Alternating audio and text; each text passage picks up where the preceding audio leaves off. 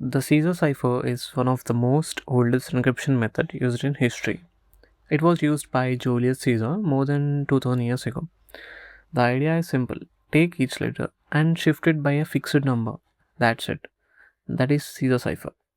Let's use a shift key of 3. That means every letter moves forward 3 places. For example, here we have HELLO, hello. The H becomes K. It shifts 3 places from H, which is K, and same goes with E, L, and L, and O. Just like that, we have encrypted the message. Encryption is only halfway the story.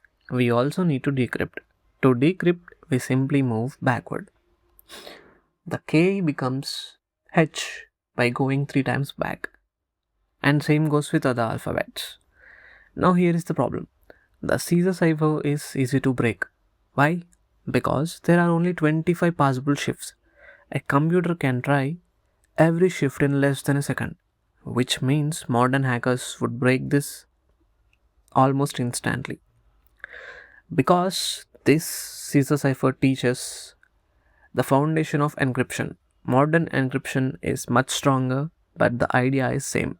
Hide information so only intelligent person can read it. And every encryption system today started from simple ideas like this.